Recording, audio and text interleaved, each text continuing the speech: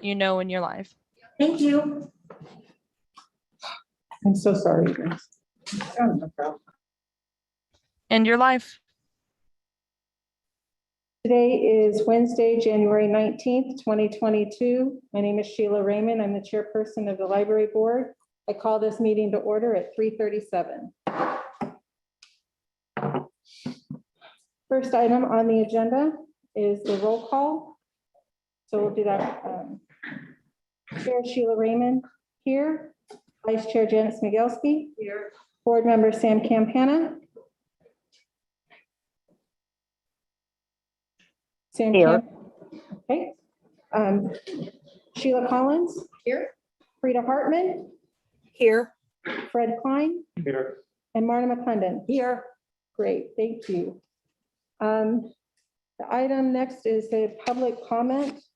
Written comment being accepted for both agendized and non-agendized items should be submitted electronically no later than 90 minutes before the start of the meeting. These comments will be emailed to the library board and posted online prior to the meeting. To submit a written comment, there's a link for you to do that. There's just the one. Okay, so we do have one public comment. This one is submitted by Trey Granger, the president of the Friends of the Scottsdale Library. This is his comment. I am president of the Friends of the Scottsdale Public Library, which previously supported City of Scottsdale Resolution number 11745 in 2019 to make Scottsdale Public Libraries late fine free. This resolution specifically mentioned it would not adversely impact the library's operating budget. Unfortunately, that has not been the case. And since Scottsdale Public Library branches are returning to more regular hours in 2022, the lost funds are crucial moving forward. The Friends of the Scottsdale Public Library is committed to raising funds for library events and programs, but this needs to be supplemental to a full materials budget restored to the fiscal year 2021 levels to ensure an optimal library system. And that is Trey Granger. Okay. Next item is to approve the draft minutes from December 15th, 2021. Do we have, this is an item for discussion and possible action, which is the roll call vote. Does anyone have any changes, comments, questions about the draft minutes? Sam, Frida, are any hands raised? No, this is Jan Smigelski. I move to approve. Second. Sheila Collins, second. Okay, let's do a roll call vote. Chair Sheila Raymond, aye. Vice Chair Janet Smigelski. Aye. Board Member Sam Campana. Aye. Sheila Collins. Aye. Frida Hartman. Aye. Fred Klein. Aye. And Marna McClendon. Aye. The motion passes. Regular meeting agenda. The number one item on the agenda is the library board annual report. The library board will review the 2021 annual report, comment or make suggested changes and move to approve.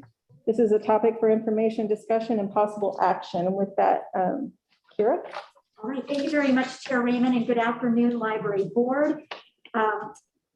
There was a link to the annual report on the agenda, so I hope everybody has had a chance to review that, so I'm not going to go through each item.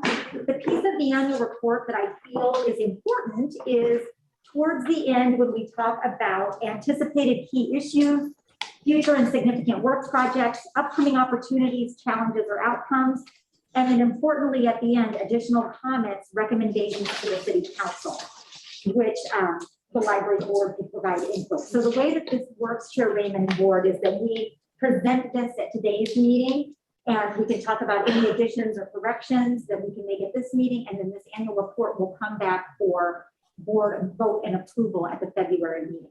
Okay. So the anticipated key issues I'll run briefly through for the library is keeping the public and staff safe while working during a pandemic, specifically as the library system returns to full operations. So that is staff and public safety are at the forefront. We continue to anticipate and prepare for challenges relative to people experiencing homelessness.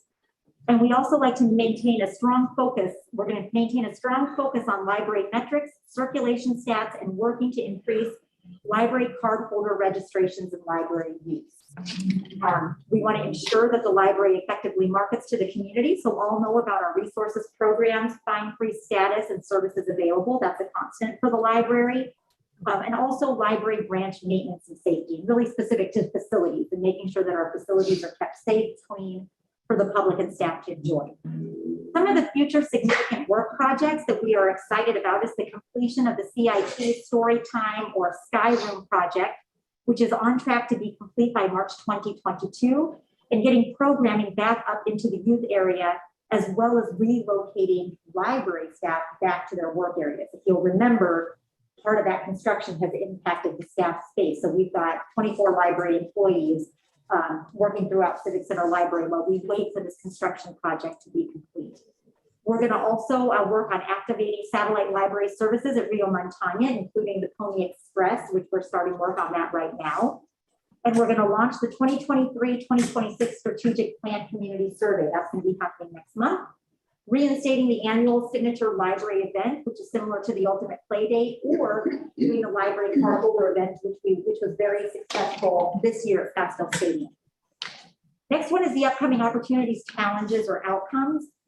Promoting the library and providing library service through outreach efforts, and it's nice that Melissa's here. She's working hard on that. Managing the challenge of space demand in the library system. So really, hopefully, as we continue to work through the pandemic and can bring programming back, that is one of the things that can be of a challenge, is finding programmable space within the library for programs. Focus on opportunities to develop staff at all levels. So that's conferences, in-person trainings, webinars. And then the library would like to secure a library materials vending machine and folded lockers to serve the community at a 24/7 service availability it would really be outside of a library. We've talked about these machines before in the past, similar to like a vending machine, but you put your library card in and get a book out. It's something that we would like to do in the future. So those were my comments to the library board's annual report. The rest of it is really just items that we've covered at our regular meeting agenda. Okay. So with that, Chair Raymond, I'll turn it back to you. Okay, thank you. Does anybody have any questions or comments at this time? Sheila Collins? When is it presented to, or do you in person present this, as We I don't, recall? we just send it on. It is uploaded Okay. to Marathon. Okay. Thank you. You're welcome. Are any hands raised? Frida has her hand raised. Frida? Yes, thank you. To question and comment. The comment is because we've been through and we're still really going through the effects of the pandemic, and our world has changed so much in terms of how we communicate and what we do, and we've become more virtual in many aspects and so forth. So my question is really how do we capture the research on that to let it inform decisions about library services and collections and facilities going forward? So this would be under the category of maybe anticipated key issues. And I would, suggest that maybe we might want to think about that. Don't see anything here that would specifically relate to that information gathering about what patrons, what the public is looking for now and in the future, and how do we need to respond to that, or start thinking along those lines. This is Sheila Collins. We have a survey coming up at some point soon, right? Might that be exactly what Frida's talking about? Yes. So board member Collins and board member Frida, excuse me. First of all, we have a lot of metrics and information surrounding how the pandemic has impacted library services, from our increase in digital e-resource use to how people feel comfortable about coming to in-person programming, specifically with youth. So we have a lot of that information, but board member Collins is exactly right. In February, Frida, we are going to be launching a community survey, and there is a section of that survey, and the board will get to see that survey once we have it finalized. Is a section on there that focuses on pandemic, virtual, in-person, to really gather official community feedback on that exact topic. Yeah. Are there any other opportunities for patrons to the general public to comment and provide their ideas other than through this survey? Board Member Hartman, yes, there are. People can provide public comment regularly at the library, either in person on a yellow comment card, and we always review those comments at our board meetings. They can also submit those comments online. So there is plenty of opportunity for them to give feedback on those platforms. Okay, I think that's really important that we, make clear that there are going to be multiple opportunities for input and feedback on that. And the other point, if I could make, is just that the strategic question, one of the strategic questions, is what is the role of technology in our libraries of the future, and how does that impact us? So the upcoming opportunities, challenges, and outcomes. Do we want to include something about the role of technology, how it's evolving, how it's touching and impacting library services and needs, and patron situations and their ability to access, et cetera? So just a comment. Yeah. Board Member Hartman, those are great comments, and I took note of those here to include. Thank you. Hi, this is Janice Miguel. I have one comment. I guess it would go under upcoming opportunities, challenges, or outcomes. I think there also needs to be a focus or an interest level on looking for other means of funding some of these projects in mind, through grants possibly. I know that Kira had presented to the Friends her list of items that she would like the Friends to be able to donate funds for. And one of them was the locker and the folder. And at that meeting, it was said, well, where, why? And that needs to be determined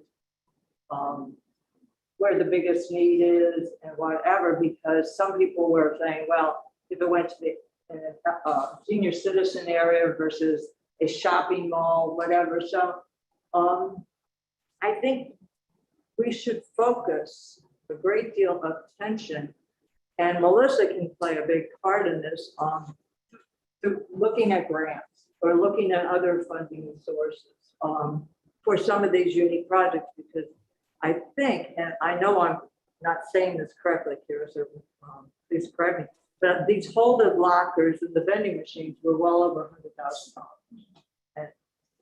And where does that money come from, and how much is the unit cost, and that sort of thing. Those are things that's a big chunk of change. And we can't do things just for the sake of, oh, it's nice and shiny and bright and a great idea. We need to figure out how we can fund it first and where the most need is for something like that. If I can make a comment to that, this is Melissa Orr. We have written grants that include technology, but as anything is right now, sometimes technology is hard to come by. Even our city and our community services department are having trouble getting some of that technology in. And we're trying to utilize the technology that we have as well. Some of it's being underutilized. So we're trying to find new ways to do that. And also writing grants depends on what the funders are willing to fund. The Friends are really good at finding ones for youth programs, but when we're trying to find something for adult services or ESL or things like that, those are really hard to come by. So yes, we are every year, one of our goals is to look at the grants that are available. The Friends are able to fundraise and do grants for us as a 501c3 because we're not qualified for those. So we do try to work with them to see if we can't get the ones that they are not eligible for or vice versa. But lately, unfortunately, it's been coming down to technology availability. Monty Whalen, who is our early youth and teen coordinator, wrote a grant to get a lot of items in. A lot of those things are on back order. And they're even changing up what they're going to give her as a result of what they can and can't provide right now. So it's always top of our list. There's usually some mitigating factors there that play into it, unfortunately. Thank you, Melissa. Anyone else? Yes, Frida? this is Frida Hardman. Can I ask a follow-up question Yes, here? please, go ahead. On the issue of grant writing, I gather that we have some team members who have had experience in writing grants. Would you say that there's expertise in terms of grant writing and grant awarding among the staff? And secondly, is this an area that maybe some of us on the library board can help with, or others? Okay, this is Melissa again. We do have staff on board that have years of experience in writing grants. We also, in our community services department, have staff who are looking for grants as well, and we've worked with them. We do get Indian gaming funds that come to the city, to the community services department, and they kind of decide how that money goes out to everyone based on the need. A lot of that goes to the human services department because a lot of what they're able to do for our community is grant funded. So we do have people who are out there looking for these items. We have a very close relationship with the Arizona State Library. So I am constantly looking for grants. I actually met with one of my staff members today, and we saw a memory project for older patrons that we're looking to get, but there's only just so many out there. And so we don't have a dedicated staff member that does grants, but it's typically my team that looks for youth, adult, teen, and anything else out there in the community that we are eligible for. Again, a lot of the things that they're asking for, some years there's a huge focus on youth programs. And then when we have put in those grants, they go, no, we were really looking more for something to help with this different population. So it really depends on what's being offered at the time and what their focus is. I hope I answered that. Yes, and how much roughly on an annual basis, how much do we get in grant awards for the library, just offhand, that we're successful with? I would say between $30,000 and $50,000. Okay.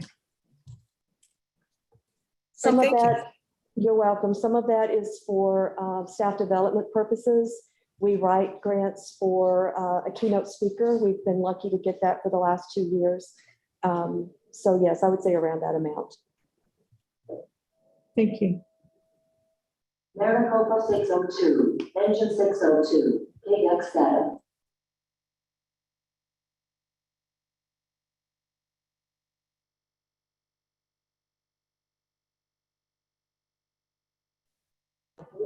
Thank you for your patience on that. Any other comments or questions? Okay, next item on the agenda. Sorry.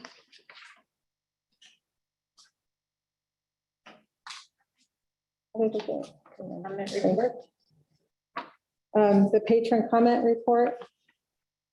Anybody have any questions? This is Kira Peters, Library Director, Community Service Administrator, will present and discuss library patron comments in the monthly report to the board. This is an information and discussion topic. I don't know if they can hear the signals, so I just wanted to make sure we were able to be clear. Becca and Steve, it's Kira Peters. We're in the fire station community room. So of course, every now and then a fire station call will go off. Are you guys okay? Should you want us to pause and wait for that? Or is it all right if we just keep moving through it?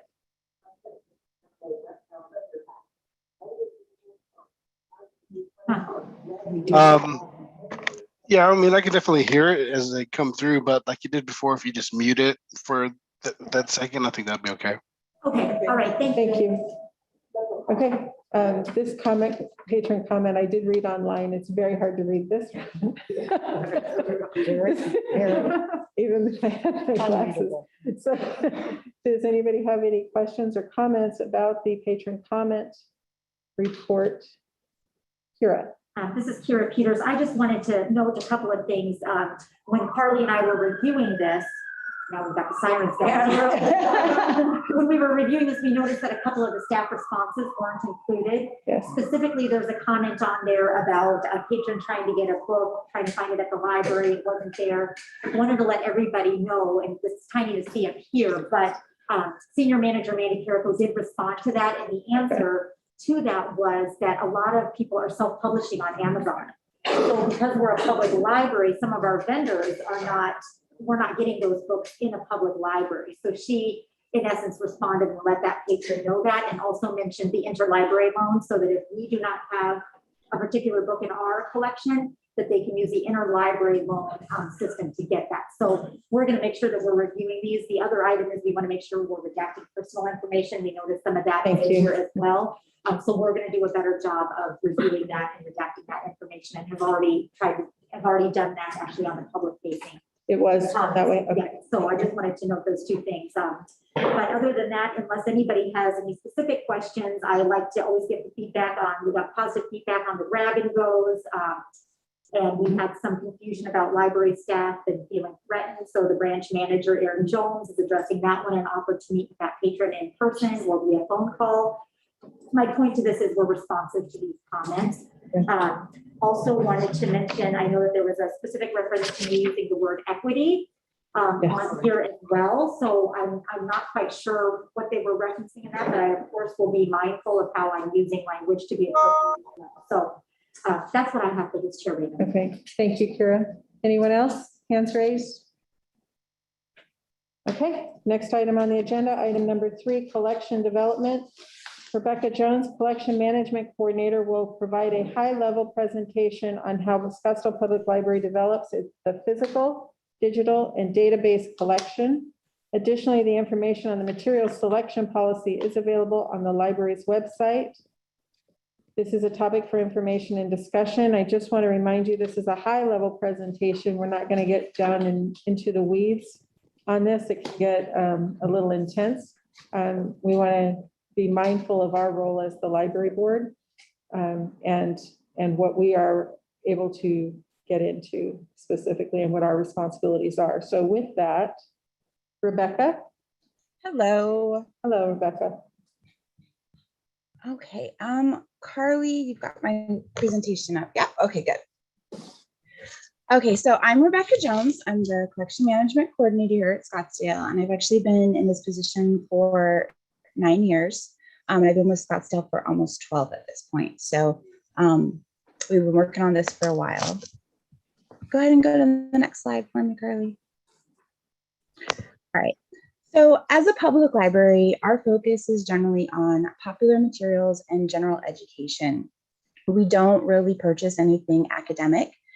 And the only archival material that we collect is our Scottsdale Heritage Connection material. And that is a very specific area of collection. So we focus entirely on Scottsdale historical material and then our local tribe information, but we don't do any other archival stuff. And when I say we don't do our academic, we don't, purchase textbooks, and we don't get too in-depth in our information. Next slide. So our collection overall supports leisure and entertainment as well as education and learning. So I just told you we don't do academic purchasing, but we do support general education. So that includes our K through 12 people, as well as undergraduate students and just lifelong learning. But our major area of interest for most of our community is in the leisure and entertainment area. That's where the bulk of our usage happens. It's where we hear most of our customer requests and our staff requests. So that's the bulk of our of what we purchase as a whole. Next slide. So we have a collection development policy and we have a collection development guide. The collection development policy is the front public facing policy that's approved by the library board. It defines the mission of the collection and general outline of suitable materials. And it also provides the process for challenging material and outlines the library's Bill of Rights.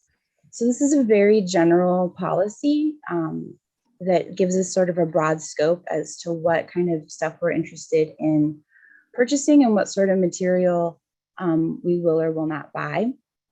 It doesn't get too in-depth into the details of our process because it's meant for the public to just sort of give them an idea of overall what the library is meant to be supporting in the community. Our collection development guide is our internal document for staff use and training. It's over 120 pages. It defines our general collection parameters, includes our basics of how to purchase, run reports, do some of the actual work of collection development. And it also provides our collection profiles. Next slide, please. So the collection profiles are actually one of the key pieces to help us determine what we purchase. We provide them to our vendors, and they help guide our vendors and selectors in purchasing what's best suited for our community. They're based off of usage statistics and professional knowledge about materials, the community, and publishers. So we update these regularly with input from statistics, as well as our actual selectors who work in the areas that we have profiles for. And our profiles are broken down into basically all of our collection areas. So we have a profile for romance and a profile for adult nonfiction in the 300s and a profile for music. So it just kind of outlines what is popular in that area, what we focus on, if there's any known problems in the area, like we don't buy spiral bound cookbooks because they tend not to last very well for library circulation. So that gets into all that information. Go ahead to the next slide. Our statistics are really one of the big things that we use to guide what we purchase. We have two main areas where we pull statistics from. One is Collection HQ, which is a software system that we've actually had for as long as I've worked at the library. We actually purchased the software the year that I started working here. And I was on the initial team, so I've worked with it for quite a while. Collection HQ, basically, we transfer them all of our collection information once a month, and they run it through a bunch of algorithms that help us keep track of things like turnover rate, which is the average number of times that an item circulates in a year. Watches trends for us and popular authors, but it also really helps us with our budgeting because it looks at what circulates in what areas and makes recommendations based on our budget numbers as to how much should be spent where.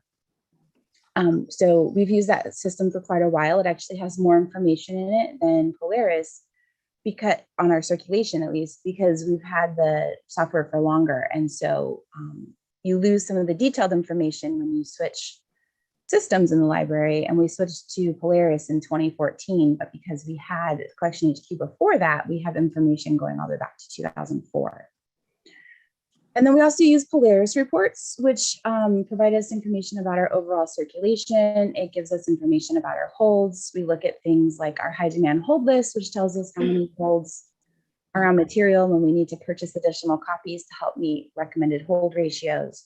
And I also use those reports to help us find things that we need to replace that we no longer have copies of, but are still we're circulating recently. Go ahead and go on to the next slide. So one of the big things that we focus on is new material, because new material drives circulation. 50% of our yearly circulation this year came from titles bought in the past 3 years, which only constitute 26% of our collection. So purchasing focuses heavily on new materials, but it doesn't mean that we don't purchase replacement titles. We purchase titles that have enduring use and interest. So funds for replacement titles come out of our regular budget. Fees paid to the library go into the general fund, not directly to the library for materials costs. So even if somebody loses a title and pays us for it, the money goes into the general fund. It doesn't come to like a special fund in the library for us to replace that title. So not all titles that are lost, damaged, or removed are replaced with another copy of the same title. We will often purchase something different. This may be because it's out of print, or it no longer meets our collection standards, or a newer title may be of more interest. Sometimes this person checks something out, and it's the only time it's checked out in the past 5 years, and they kept it. So we're not necessarily going to be able to or want to replace it with the exact same copy. But if it's something on a topic that we need more titles for, then we will purchase an updated copy. Go ahead and move on. So As far as budget goes, materials costs have increased across the board in the past 10 years. So both our physical materials and databases have seen an increase of more than 25% in the last 10 years. Electronic books, audiobooks, and movies have seen the greatest increase, with some publishers raising costs by more than 160%. Until this past year, when we saw a big budget decrease, our funding had actually remained level for the past 10 years, if you consider all funding sources. So we take that budget that we get and then we input it into Collection HQ, and it helps us create a budget for physical materials. So our physical material spending generally consumes all of the budget not allocated to subscriptions and electronic resources, which means basically what we do is we take a look at our electronic usage, determine which electronic formats and databases we're keeping, and then everything else goes into the physical material budget. And then the budget is created according to usage. And then I take that further for the year and we break it down into a monthly budget allocation that we try to spend every month.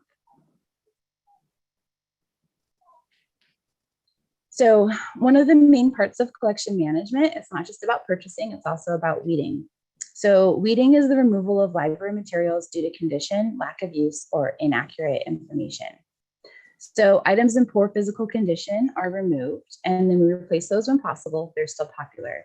So if item has liquid damage, if pages are torn, if the spine is breaking and it's about to fall apart, we take those items out of the collection, because one of the things we've discovered is that when items are in poor physical condition, they also tend not to circulate very well, because our customers don't want to touch it any more than we want to touch it when it's gross. Items are also removed after a period of non-use to make space for popular or newer materials.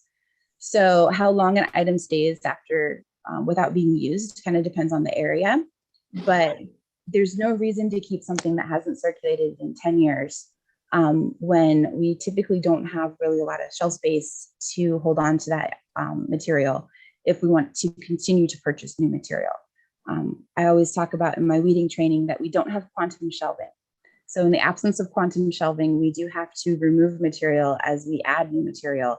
Otherwise, it actually makes it a lot harder for customers to browse and find stuff when our shelves are super packed and then no one can shelve, and it just makes a big mess.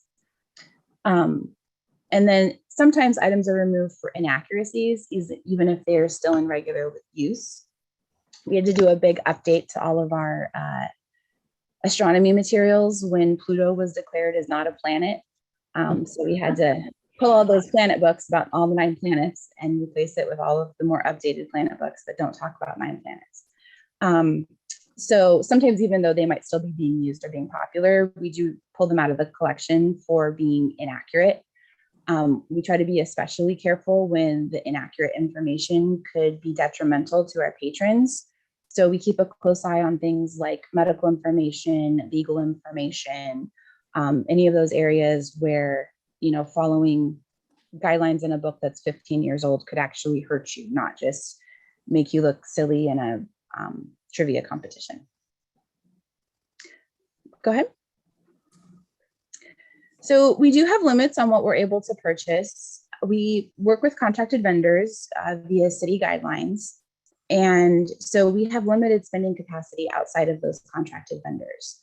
Our materials contracts are bid on and negotiated every 5 years. We actually just recently did our most recent one last year.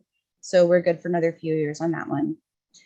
And one of the reasons that we use contracted vendors is because we work with people who work with libraries and are able to catalog and process our materials, which means they provide us with the electronic records, as well as adding barcodes, RFID tags, call numbers, all of that fun stuff. They do that for us because we have limited staffing. So we actually pay them per item to do that, which is actually cheaper than having enough staff to be able to do that. So we're limited on the contractors that we're able to work with for purchasing because we are not able to purchase things that are uncovered or unprocessed, just based on our workflow. There are also a lot of things that go out of print or have limited availability. So all material types go out of print. That includes media like DVDs as well as books, and even electronic media will stop being available to purchase. So publishers may choose not to reprint that older material, which means if they are printed and sell out, if there's not enough demand, the publishers may choose not to do another print run, which means we're just not able to purchase it, even if we're interested in it. So if titles are not bought when they're printed, often they may never get to be bought, unfortunately. That's especially true for more niche areas like juvenile nonfiction, some graphic novels, just some areas where there's less sales. And so then there's less of a reason to go back and reprint something from a publisher perspective. And unfortunately, there's not necessarily a lot of stock in warehouses due to the fact that vendors pay a fee for the amount of material they have in their warehouses. And so they don't keep copies of like everything they've ever bought. So there are times when we're just not able to purchase those materials from our contracted vendors. And again, due to the limited availability of our cataloging and processing staff, we don't have a lot of opportunity to purchase outside of those contracted vendors either. Go ahead. So also coming from collection management is our databases. The majority of our databases are provided by the state and or Maricopa County.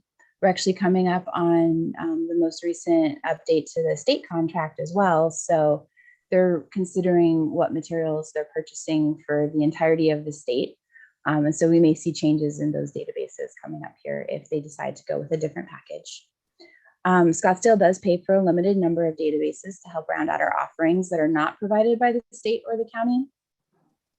One of the things with databases that's a little tricky is that all purchases must be justified via usage or initiatives yearly in the budget books. When we put in our materials budget, the physical materials basically just says, you know, our physical materials circulate really well. And so we purchase this X number amount of materials. But we don't necessarily have city council or city management looking into specific titles that we purchase to seeing how well those get circulated.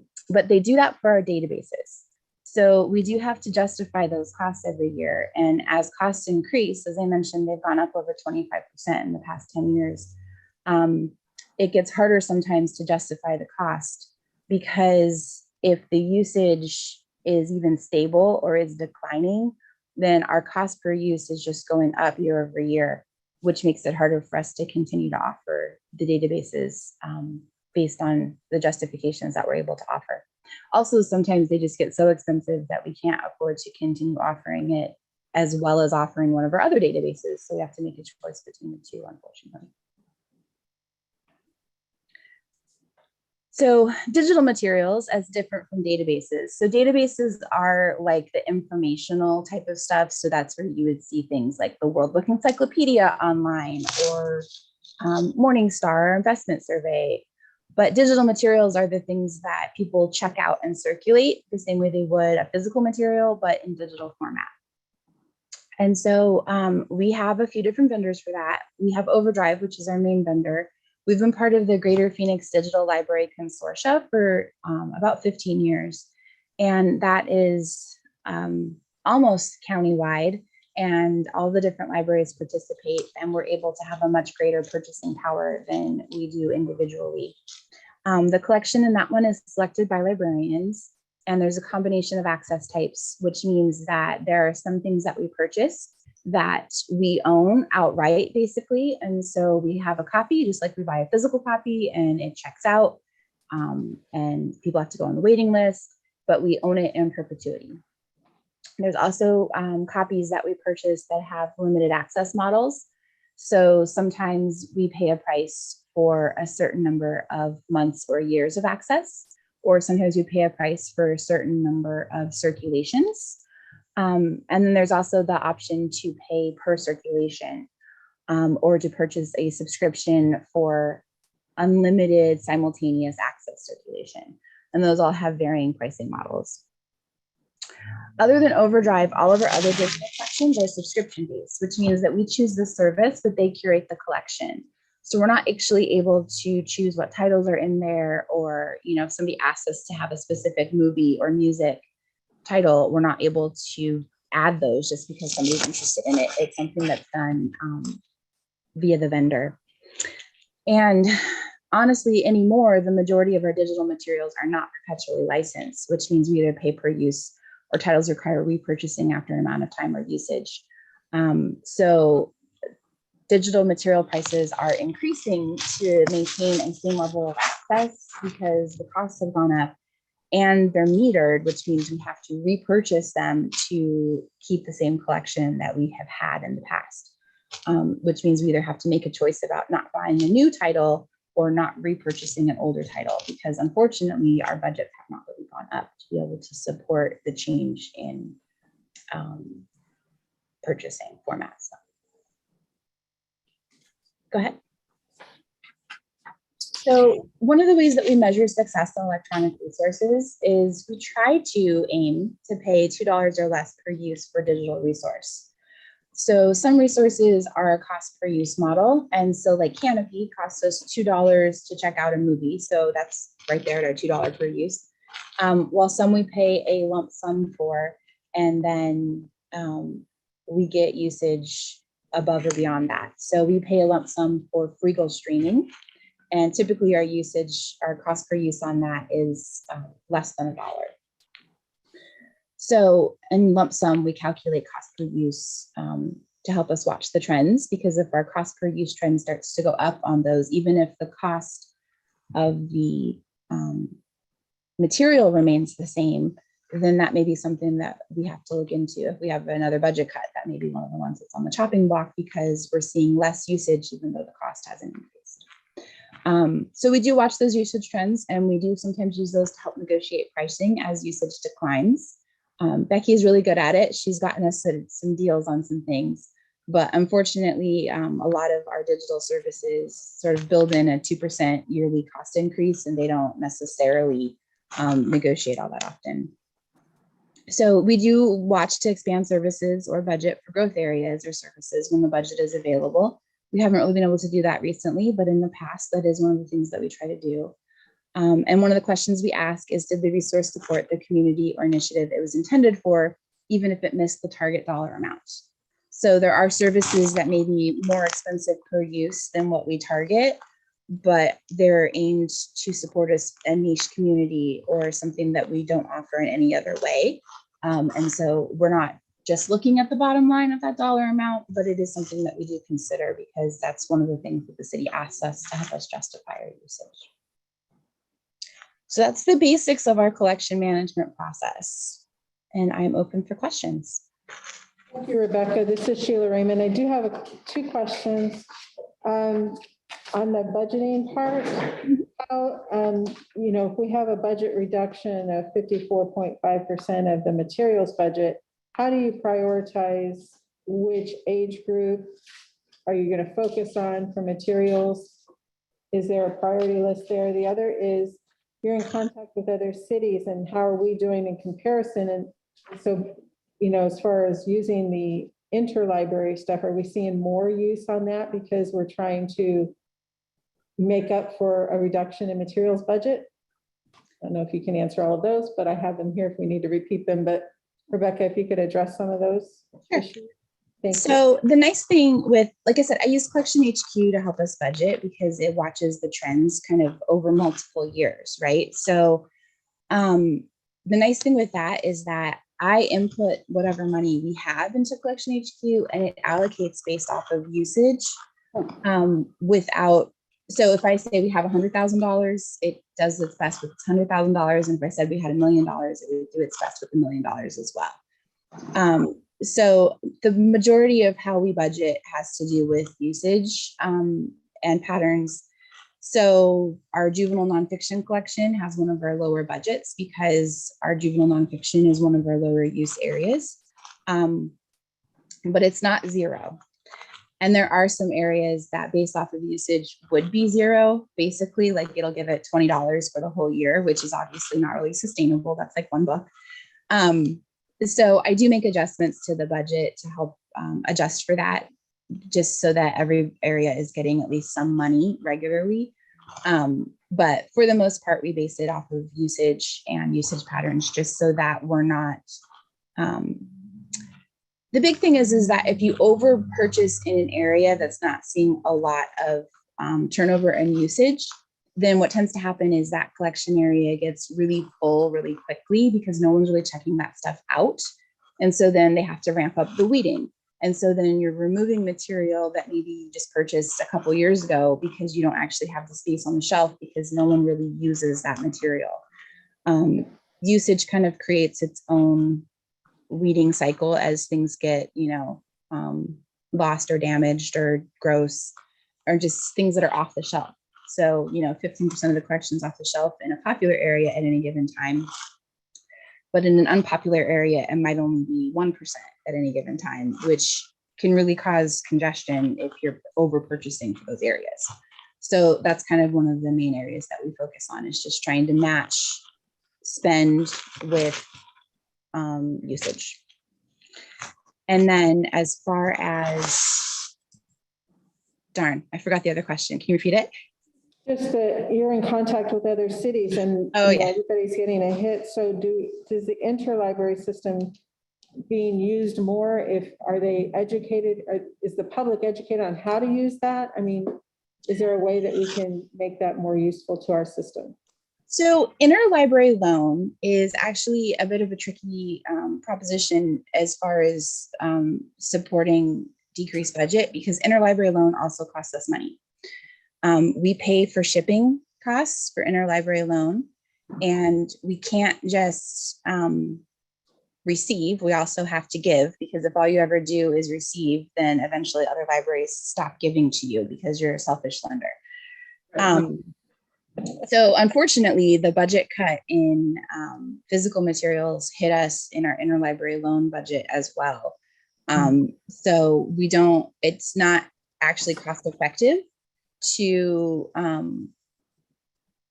interlibrary loan a book rather than purchase a book in general.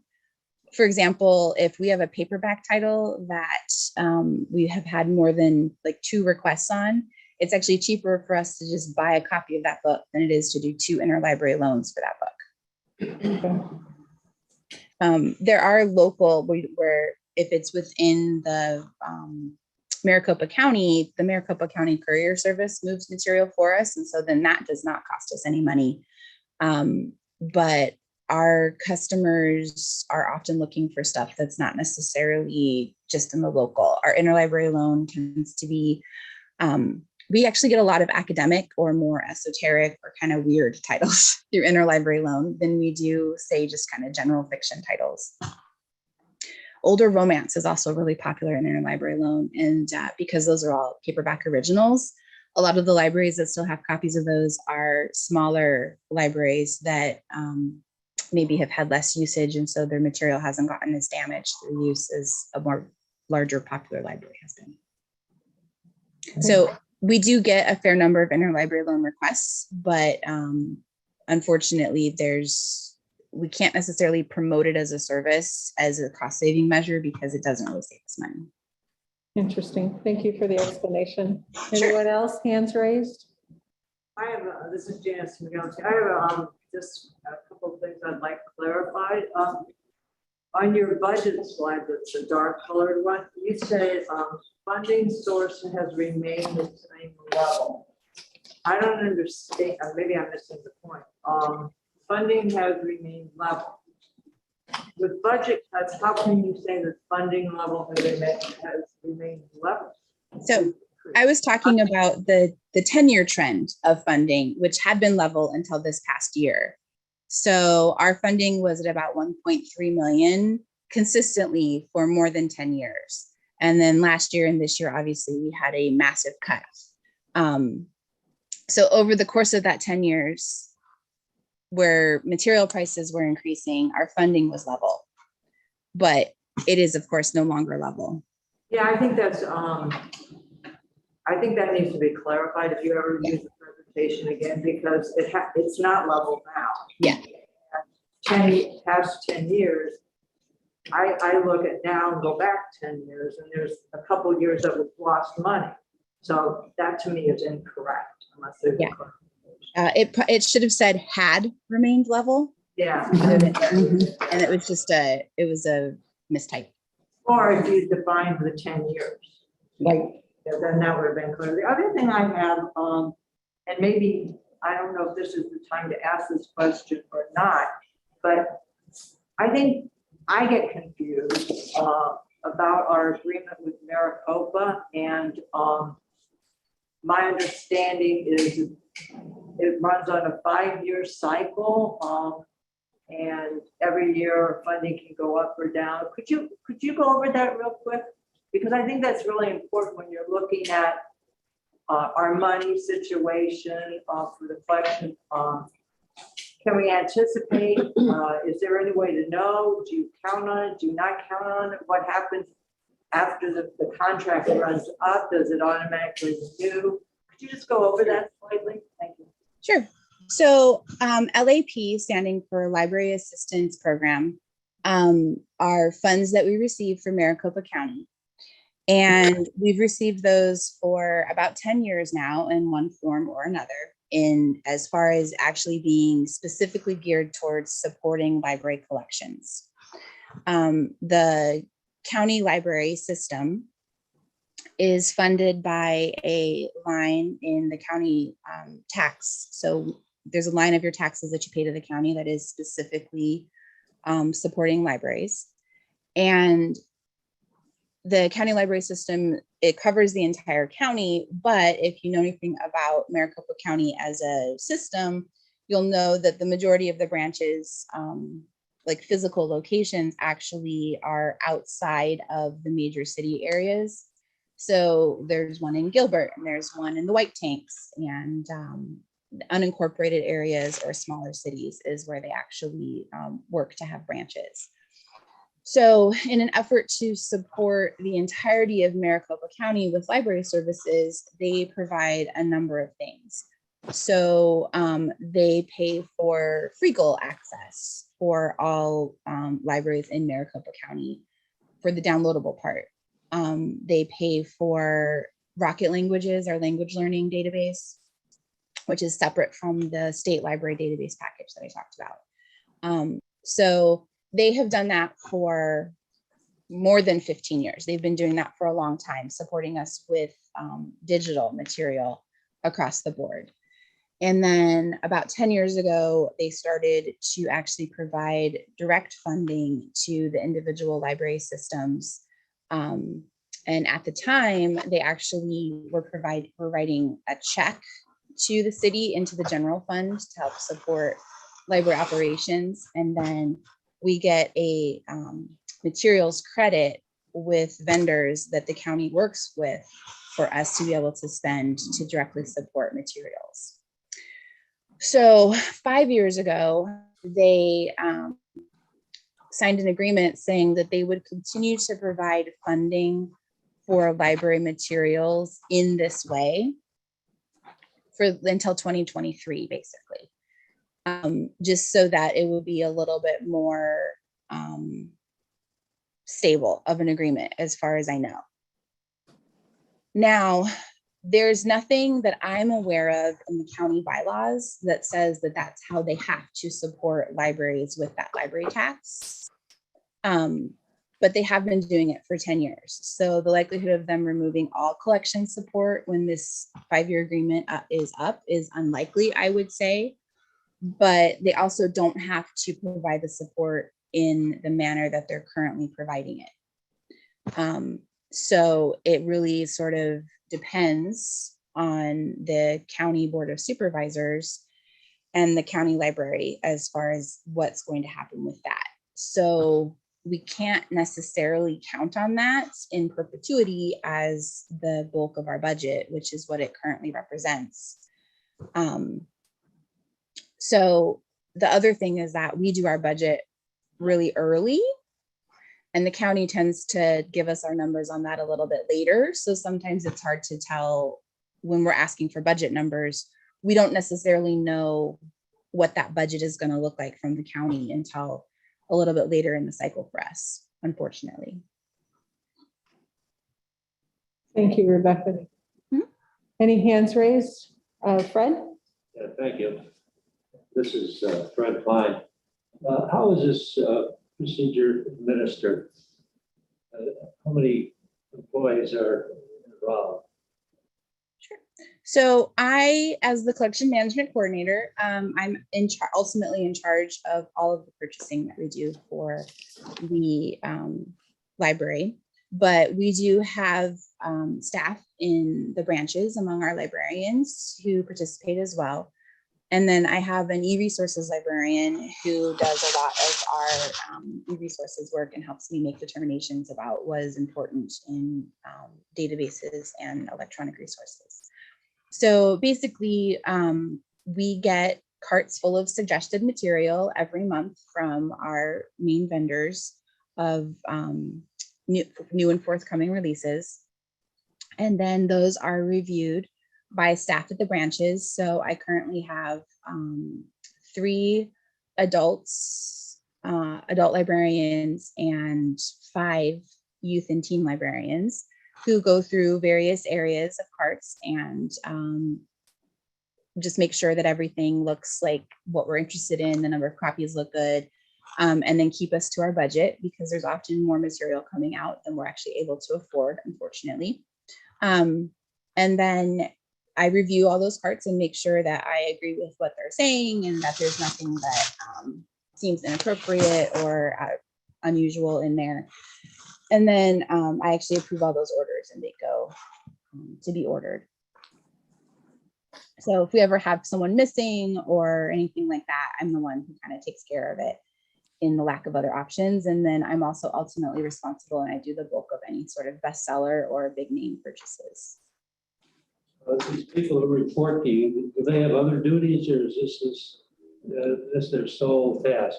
Oh, no. This is the only one whose sole task it is me.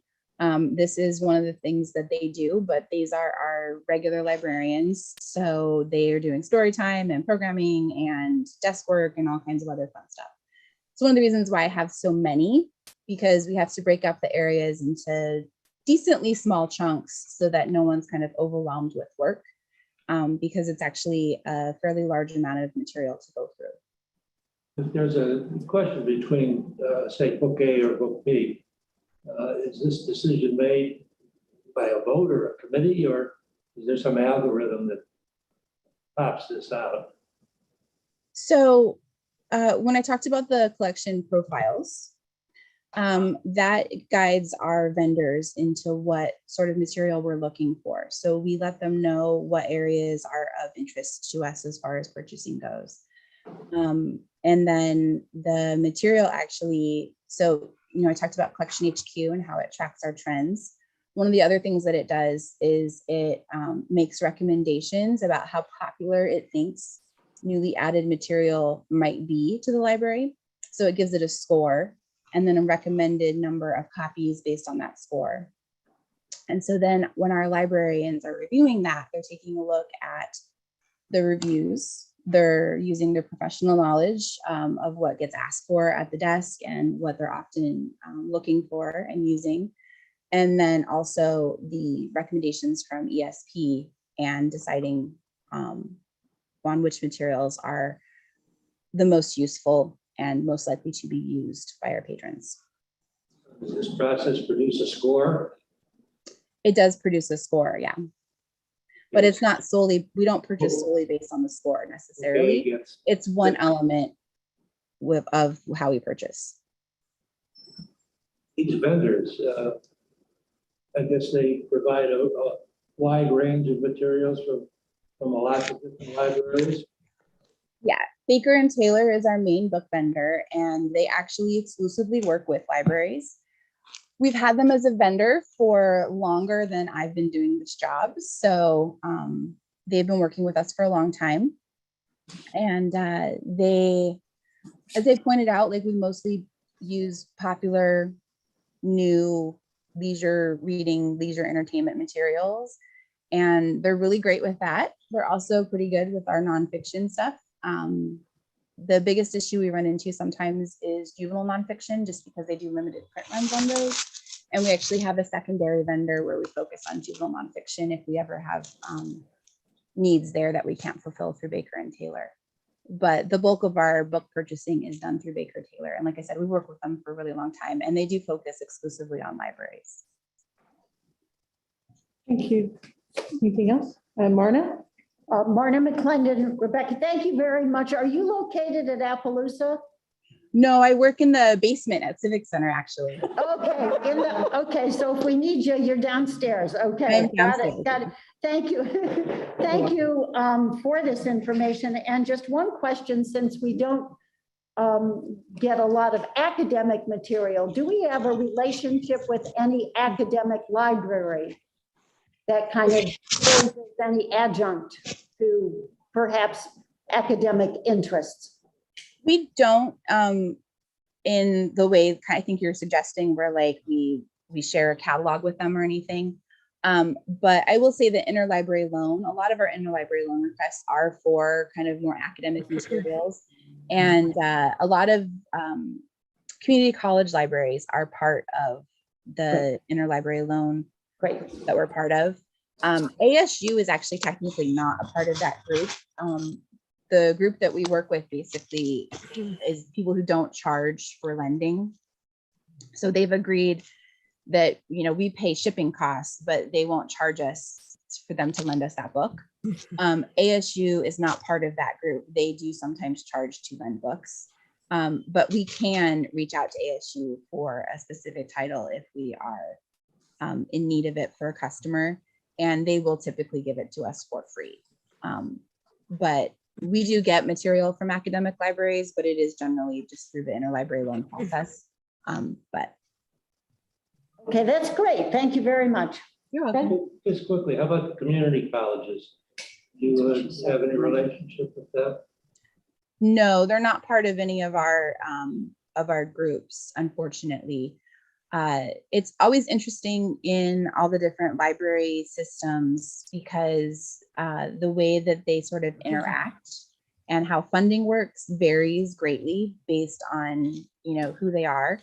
So the community college libraries have actually been working really hard over the past 5 years or so to try to get all of the community colleges in Arizona together in a group to be able to purchase electronic resources as a group rather than individually, in hopes that they would get better pricing.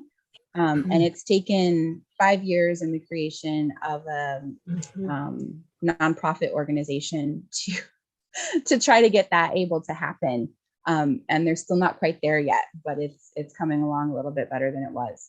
So unfortunately, when you're working with various government funding levels and bylaws, it can be tricky to create those relationships. Thank you, Rebecca. I just want to thank you again for giving us this presentation, and my hope as a board member is that my fellow board members will take this information to the community and share, because this is quite a great presentation, and I didn't know some of this information, so I will definitely be sharing with others, which is kind of what we do. So thank you again. Frida does have her hand up. Frida? Yeah, just really quickly, I want to thank you so much for the really fine presentation. You gave us a lot of information and areas to think about. So really great job, kudos. And as we think through this and talk with our communities, you know, we may have some follow-up that for the future to ask of you, but this was wonderful. Thank you. You're welcome. Okay, next item on the agenda, review responses relating to, before we do that, Kara, did we need to do something with that draft of the library board annual report? Did we need to vote? Nope, I don't think we vote. We don't vote until February. Okay, I'll just take away the comments and put it in there and bring it back in February for a vote. thank you. I just wanted to follow up on that. Okay. Good point. Thank you. Review responses, item 4, sorry. Review responses relating to the recent library board letter to city council, staff memo. There are a few documents that are attached here with the original letter. that was submitted to City Council by Bill Murphy, and an amended letter that he made the changes. And then we have City Council responses to our letter the library board sent. So for this topic, Chair Raymond will review the responses to the board's letter to the City Council dated December 16th, 2021 regarding library funding. This is a topic for information and discussion. So hopefully everybody's had a chance to review the letter. And then the amended letter that Bill handed out. To my understanding and talking with Bill, he took the letter to the City Council. So they had a hard copy. So I wanted to address that because of the comments that we did get from the City Council members, in which one of them, Councilwoman Millhaven, sent the letter that the original letter that Bill had sent to City Council and not the amended letter, which is an area of concern if that's the one they're going to be looking at to make decisions.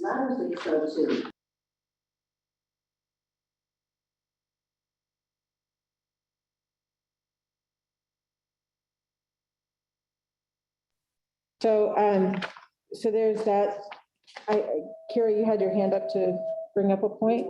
I thought it might help. I had a little bit of a timeline just to kind of elaborate on some things that you mentioned. I thought it would be helpful for the board to hear. Thursday, 12/16, after our Wednesday board meeting was when the library board sent the letter, Chair Raymond sent the letter to Mayor and Council. It was Friday, December 17th. This is City Manager Bill Murphy responded to City Council via email. I told Chair Raymond too, in hindsight, I was copied on that email, should have sent that email out. I should have sent that email out to the board. It was in reference to your letter. So I wanted to acknowledge that in front of the board. So that happened on the 17th. Then on Wednesday, at the ending of December, Bill Murphy was made aware of some of the discrepancies within the letter, specifically some of the dates and the funding from the county. And then the first week of January, per Chair Raymond just said this, Bill provided City Council with clarification as he was being implemented. And it was the beginning of January. I'm not exactly sure what date that was, but it was early January. He just told me that he had personally taken it before New Year's. So anyway, just if that kind of helps paint the picture of the correspondence. And then Councilwoman Millhaven sent the letter to me on January 7th. So I didn't have her response with the letter until that date. And remind you, she had the amended letter, but that's not what she sent in response to our letter. So that's where all of this is coming together. I don't know if we want to get in the weeds on it, but just let me just quickly, Council. Because there's another important date, or I don't know, event that occurred in between all that, and that was the Friends letter to Council that Millhaven responded to the Friends and told them about Bill's letter before we had knowledge of that. Right, it was a day prior to her sending it to me. She sent it to, in response to the Friends of the Library supportive letter for our letter. So it's kind of, they were supporting our letter to Council. When they sent that to Council, Councilwoman Millhaven responded with Bill's original letter. And that's when I found out about it. And it just organically, Councilwoman Millhaven, she had told me, which is something here. She initially responded, "Hi Sheila, I hope you're enjoying the holidays. I will check in with the city manager on this and circle back with you. Thank you for bringing this to my attention." The reason I bring that up is she responded less than half an hour from when the letter was sent. So she responded immediately, but she also circled back, and that's how we got the letter. So I just want to let you know how that all flipped around. We did get a response from, and then I responded back to Councilwoman Millhaven. You have all of this in here, in your packet. We also did get a response from Councilwoman Janik. Thanks for passing this, thanks for passing along this information. I'll check on it with city manager, hoping for a positive outcome. And then the other one that we received a response from was Councilwoman Solange Whitehead. Thank you for your response to, I'm sorry, that was me. I'm sorry, these are all passed in here. Her response had to do, where is it? I'm sorry, flipping through. I'm looking for Councilwoman Solange Whitehead's. That's on there. Thank I you. think. It's definitely a priority. Services are our first priority. We'll get back to you. Happy holidays, Solange Whitehead. So just letting you know, we do have support from City Council in that they are responsive to what we are looking for. So with that, Sheila Collins. Yes, thank you. Do we know that this will be taken up at a city council meeting? And if so, do we anticipate? When do we anticipate that? We do not know that this is going to be taken up at a city council meeting at this time. What I've been told is that this is going through a budget process, which we know about because we've been apprised of that process. However, the question would be, where is the decision packet in the stage to know where it's going? Because if city council doesn't have it, there's nothing to discuss. So this will not be a separate item. This will be incorporated into the decision budget process. That's my understanding. Kara, is that correct? That doesn't mean that we can't, like we did, sent a letter and say, hey, let us know, keep us in mind kind of thing. We want the money. And I think I'll comment to that too. I know that when Chair Raymond and I talked with Assistant City Manager Bill Murphy, he did reiterate that, we are developing the budget. And I think the point to this, and especially this agenda topic is, the board has given a recommendation and an advisement to the council.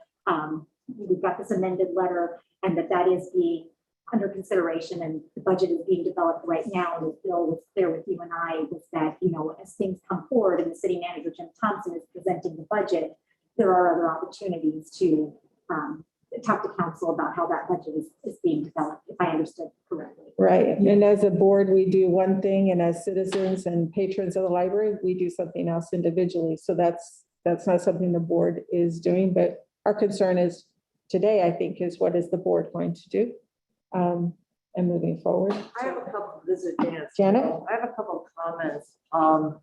First of all, there was some misinformation that I think was conveyed, or I don't want to necessarily misinformation, but Councilwoman Milhaven referenced that fine free or something related to some stolen DVDs that were resold by a pawn shop. Well, I was going to ask Mandy if she knew about that or could clarify it. Melissa, you want to clarify that? Because I think we need to respond, or someone needs to respond if to clarify that DVD issue to council, because it looks negatively. It was negatively referenced to fine free. In her response. Yes, we need to, I think, get that clarified. Can I, just before you do that, Melissa, to where this information came from, Janet is our liaison to the Friends of the Library. And so in her role, she did get a copy of Councilwoman Milhaven's letter. In that, she said that she was concerned about some DVDs that were at a pawn shop. And we needed to maybe revisit the fine-free policy as it related to that. So that's where this all comes in. So with that, Melissa, if you would go ahead and address that. Is that a recent occurrence? It is not. This is Melissa. If this is the one that I'm aware of, I've been with the city for about 16 years, and it occurred before Kira was put in the position that she's in. So she wasn't here during that time. And I was in a different capacity, of course. But during that time, this was about 2017. So it was definitely way prior to us becoming fine-free. A patron checked out DVDs. She checked it out properly on her card, is my understanding, and then tried to sell it to a pawn shop. I believe my understanding is the pawn shop notified us. We were able to recoup all of the DVDs. I believe there may have even been an instance where the patron had to pay something back to the city. And to my knowledge, that's the only one time that it has happened. And that was, many years ago. If it has occurred since then, I haven't been aware of it in my capacity that I serve right now, but it was pretty wide known at that time. I believe we even received some additional donations from the pawn shops, some additional DVDs for the trouble. So, but the policy and procedure at the time, I believe the patron checked it out properly, which, was what would be expected. Checked it out, I believe, tried to sell it to the pawn shop. They notified us. Again, I wasn't in this position that I'm in, so I don't have privy to all of the information. But from what I gathered, they were all returned and we were able to get them back in circulation again. And again, this was long before fine This is free. old news. This is 2007, yeah. Qualifies as an urban legend. Or I mean it. But my concern is. These things circulate and never have no end life. My only concern about here is that then we're taking an urban legend, and to a council person, it's becoming an issue related to the fine-free resolution, which it should not. Right. It should Why be- doesn't somebody respond to the Something council? to fill them in. We just wanted to get everything clarified and on the record. And then, and yes, we wanted to make sure we had all of our information. Again, just clarification, this was an occurrence in 2017. We did not go fine free until July 1st of 2020. So just putting that in there, I want to make sure. And then on the amended letter from Bill, the numbers that are on there, here are those facts. Yep, and I can review. So I took some notes, and yes, he did correct the numbers specifically. There were some dates that were corrected. So really, in his amended letter, you can see in red the correction to April 7th, 2020. The council voted to make Scottsdale Public Library fine free to be effective July 1st of 2020. So that was corrected. And then the other important piece of it was the corrected LAP funds, which you'll see down there. The library also receives funding from the Maricopa County Library, which the council approves each year. The corrected numbers are there as follows. So they're listed out there from fiscal year 18-19 all the way through 21-22. You should all have a copy of those numbers. Kara, one follow-up question on the section just above that, right under the materials, where it's the actual material budget. Where the one below also references 21-22, that one doesn't have 21-22 on it. It shows 3 years of the actual material budget, so it only shows 1 year of a decrease. How much was the material budget for 21-22? I don't have that right at my Okay. fingertips, but I could certainly get it. Sorry, Okay. but that's not there, Shirley. This is Rebecca. Oh, Rebecca, you're still on. Thank you. I am. So the city's contribution to our material budget was exactly the same this year as it was last year. So I would have to do some math, but it's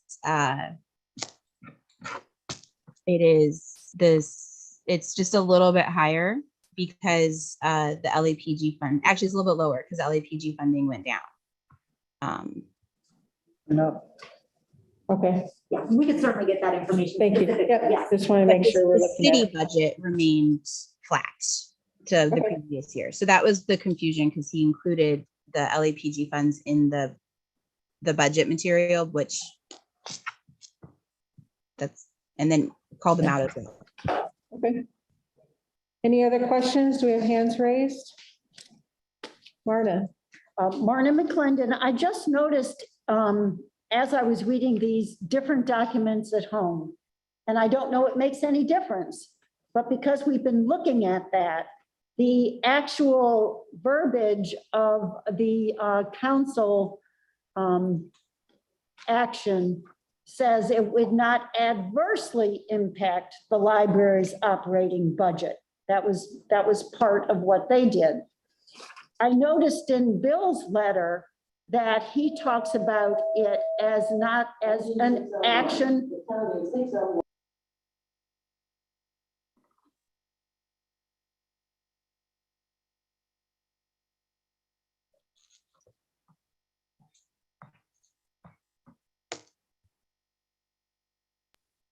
That Bill uses is once the fine free was effective. It was an action that was budget neutral. Now, is somebody trying to make a point that it's actually neutral and therefore it does not contradict the terminology of what the council did? I just noticed that there were different phrases and terms being used. Marna, this is Kira Peters, and I just want to respond to that. And I think we've talked about this at prior meetings, and we can certainly continue. But the fine free, which was $150,000, that all happened, and then the pandemic hit. So it's really, I think, difficult to ascertain, how the library's budget was definitely. I took some notes to even talk about the library's budget was impacted. So right. And that really, I think in Bill's letter is really to the tune of the pandemic and the city's reaction to that. But certainly there was an impact to the budget. So I see what you're saying, talking about budget neutral. And typically when we do budgets, if you have a revenue stream coming in, there's an associated expense with it.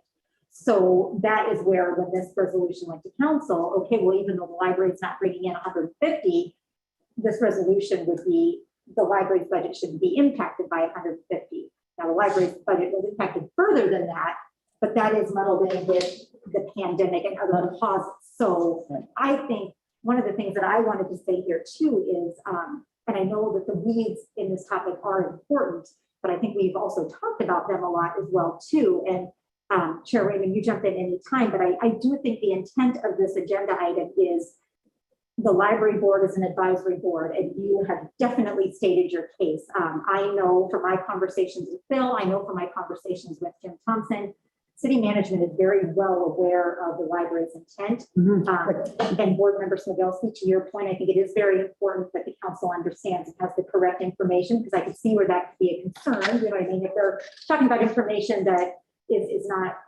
current, we want to make sure that they're aware of that. And I'm sure that Bill will do that. And I will make sure that I talk with him about that as well. So to me, that's what I just wanted a higher level look at this, and has the library board, which we so appreciate, is passionate and active around supporting the library, done their job of letting the council know, letting city managers know that this is a concern of the library board for the public library system serving Scottsdale. So that's what I wanted to say to this. Right now, we are in the midst of developing the budget.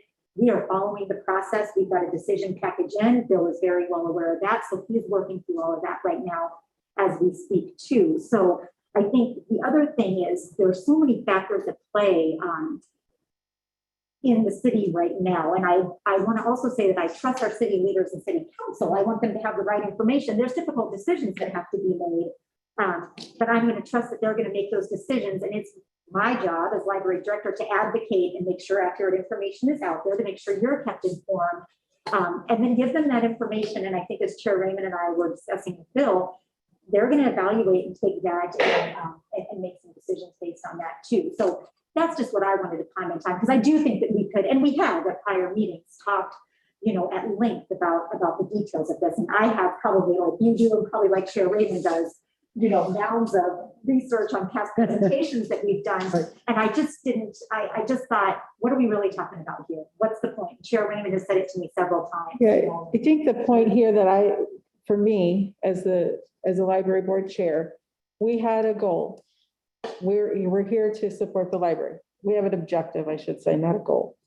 We sent a letter saying we want the fine-free money put back in the budget, and we wanted to have the budget return to pre-pandemic levels. That's what we want. I don't think that's changed. I don't think Bill's letter has changed that.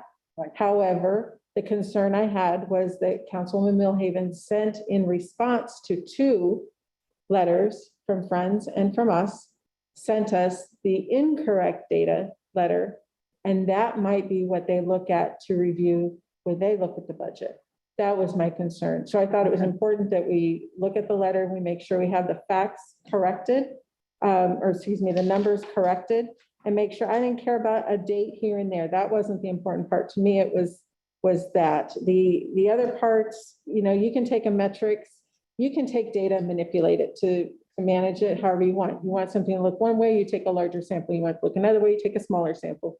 So some of that, that's where we might have a question. As I pointed out to Bill in the last conversation that I had with him last week, is that library board, the staff represented by Kira on that phone call, and the city all have the same objective. We want a good public library system. We all three may have different ideas of what that would be, and we all three may have different ideas of how to get there, but we all have the same objective. That said, I wanted to make sure that we were aware of what was going on because you did not get the letters to you. It came to me because I sent the letter. It was important that everybody was informed as a board because that's where we are. So, you know, as far as the budgets and stuff, it gets, if you looked at the presentation by Brian Bundy on June 16th of 21, you can see where the budgets were for fiscal year 15-16 all the way through 21-22. And you can see how the library board has fared, excuse me, the library has fared compared to the other departments in the city. That is something that we've raised questions about. That's how all of this got started. When we met again in September, then October, we put the letter together and voted. So that's how I'm seeing things at this point. Fred, did you have a question? Yeah, Comment. can we be sure that all the pertinent information be available to all city council members? Do they get a package with all this stuff in it? I guess what I was gonna recommend too is just to do either, and I don't know if it'd be myself or Bill, since he kind of generated the initial correspondence, which they do have the accurate information, and maybe even just a simple reminder, this letter, you know, this information is amended, here's the correct information, just to make sure that they have that and they're aware that there were two letters. I know they've got a lot, probably cutting at them as well, so certainly. All the council members get this information. Right, and they have received all of it. Okay.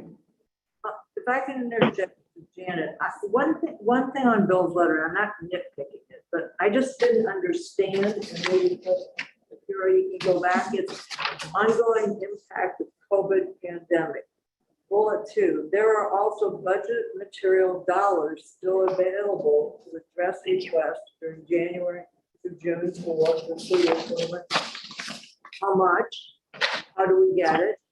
I mean, if there's money, I mean, it was such, I don't understand. I think the point that he is making, and I know Rebecca Jones is probably still on, and I did want to also let you know, Rebecca did an amazing job doing a presentation to all of us on the collection.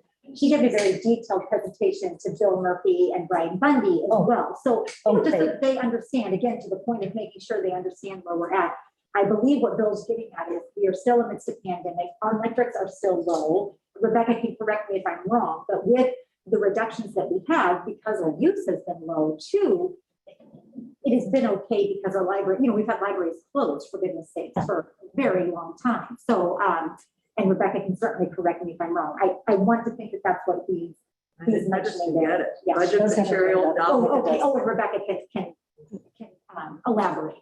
I was gonna say, my guess is, to be honest, that he's talking about the fact that we have not yet spent our full dollar amount of our budget for the year, which we don't because we plan to spend a regular amount monthly.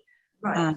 And one of the things that can be tricky sometimes when they pull reports is our funding from Maricopa County is not actually money that the city gets. It's a credit that is applied to our accounts with our vendors.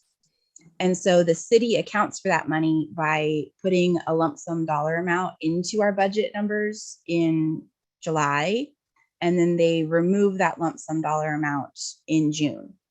So when they run budget numbers, it looks like we still have more than half of our budget available and not spent, because according to city budgeting, we haven't spent it because it's not actually money that they have that they're spending for us, because it never comes to them as money. It's an accounting, it's an accounting entry. So sometimes they'll say that we have $600,000 left in May, when in fact we don't. We're actually almost spent out, but we have a lump sum that will be expended at one time. Thank you, Rebecca. Two things. One is the reason for the letter and discussing all this now, and I want you to know I pushed for this because it felt like we submitted our letter and bam, we had a counter to what we were saying. And that didn't seem to be, I don't want to say fair, but it was, we're all working together and it felt like we were being countered on what we were asking. And we did not say in our letter, just to clarify, we did not say that it had to be done. We said that we recommended that the monies be put back to the budget. So I think that's important too.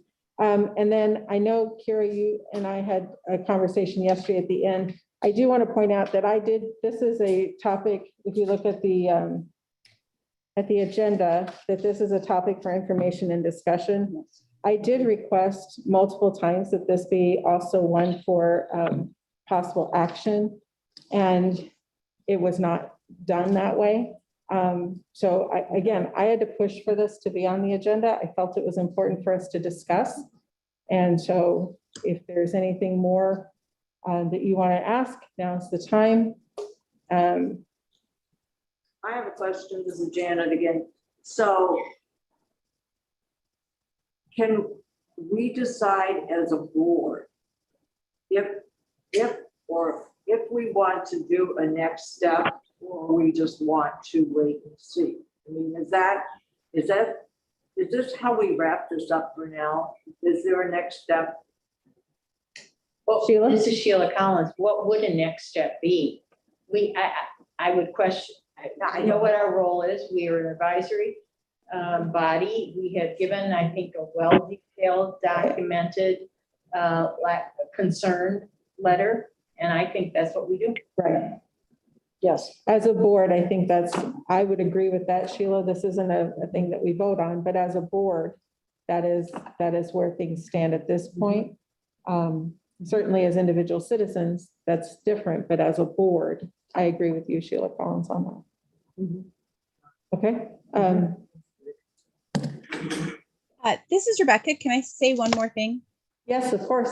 Sorry. I was just going to go back to the comment that somebody made about the stolen DVDs and the reason why a council member may have brought it up. Because if you'll notice, right under the LAPG money, Yes. he actually mentions it as if it, and it's actually kind of a confusing sentence because we determined that 48.9 are a result of lost, damaged, stolen DVDs, which isn't a complete thought. But yeah, so they decided to decrease our DVD budget by $100,000 prior to anything with the COVID pandemic as a result of 4 years ago, some DVDs being stolen. Yes, the 100,000. But that's probably why it got brought up, because it looks more up to date as an issue than in fact it has been. I agree. And I know, thank you, Rebecca. I just want to also, I did have some information come through that there was another occasion when DVDs were taken. It was a mom used her kid's library card to get some DVDs. So I think it has happened on more, I don't know the dates on any of that, but it has happened on more than one circumstance, which is maybe why it's sticking, It really doesn't have any bearing on the budget Anyway, because just wanted to- books can be taken, No, other materials. No, and I know that with the DVDs too, is that that they circulate frequently as well. So I know there's more tendency for them to be lost or Right. damaged because they circulate, I believe it's 4 times more than physical material. And I think that's Rebecca and Becky have that information, but just for the record. And I know we don't have a lot of the details, but we are getting a lot of materials back now because we are fine free. We are finding this to be a positive experience thus far. Yeah, it has been hard because we're amidst the pandemic, but right now preliminarily, Right. Excellent. it seems the material is coming back. So thank you, Chair. Excellent. Okay, anybody else? We'll move on to the next topic, which is the review of board members' purpose and working with Friends of the Library. Chair Peters, Library Director, Community Service Administrator, will review information about how the library board members can work with the Friends of the Scottsdale Public Library while maintaining the integrity of the library board member role. This is an information and discussion topic. So with that, Kira. All right, and I know that we are running long, so I will get through this quickly. But really, basically, when I talk with the city attorney, Kim Campbell, who I believe is still on the call, when we talk about working with the Friends. Please report to kitchen. Sorry about that, a little bit of background noise. Really, what I took away from my discussion with Kim Campbell are 2 things.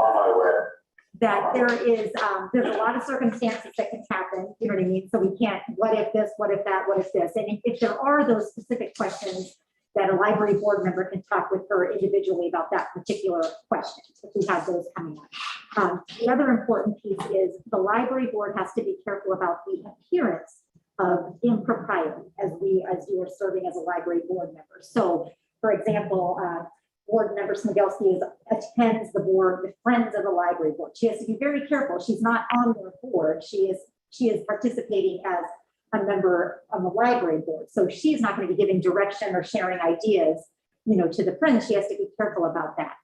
The other thing is if board members are involved with the Friends and you're coming to an event, it is okay to go to Friends events. Now, if there's going to be a lot of you there, we need to make sure that we have put in a notice of, that there are going to be board members all together. Notice of quorum. That there's a notice of quorum. Thank you, Chair Raymond. So things like that. So just to really, there are some gray areas with this. And my biggest thing was the appearance of impropriety. Board members really think about that. Oh, I'm doing this. Am I crossing the line?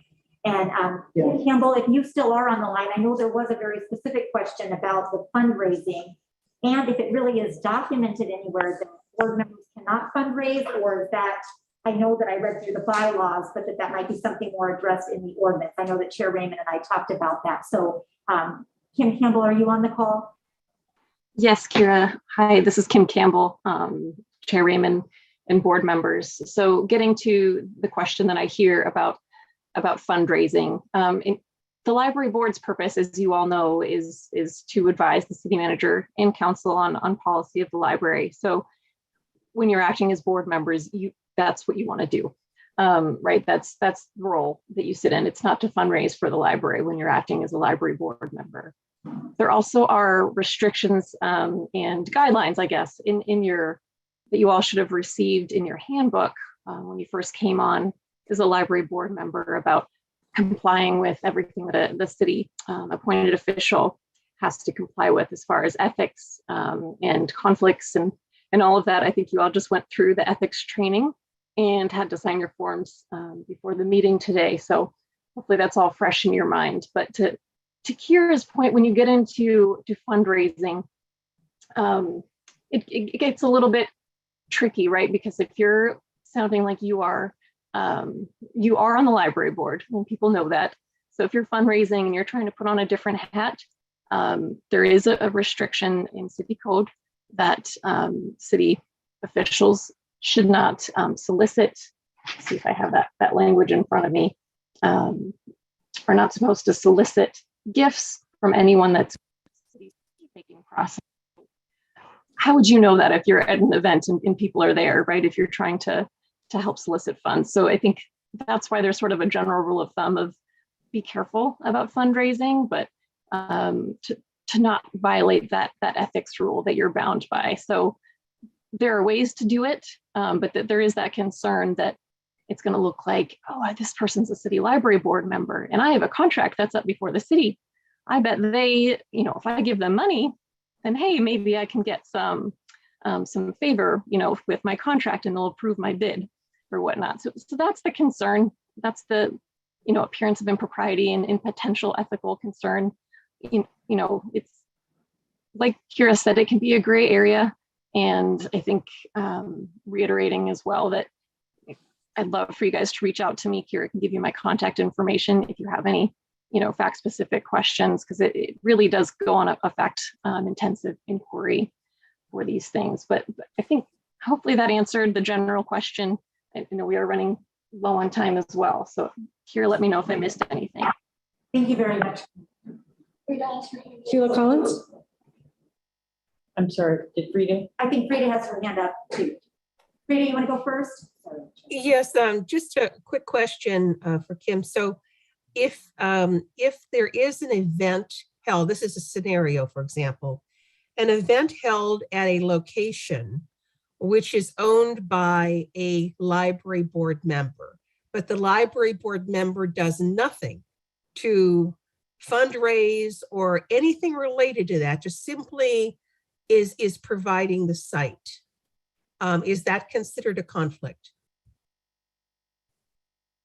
would not think so. And I will caution, I don't want to get into a whole lot of fact intensive scenarios because Okay. it's not generally a great idea to provide legal advice in a public meeting. But, Right. as a general concept, that seems okay. Maybe I can talk with you a little bit more and expand on that later. I I'll think get that in would be touch with good, Frida. Yeah. Yep, thank you. Mhm. Sounds good. Thank you. Sheila Collins? Sheila Collins, just to sum up, it seems that soliciting money is a proactive act. Going to eat tacos at a Friends of the Library night and paying your bill is not. Case closed. I understand that. Yeah. Okay.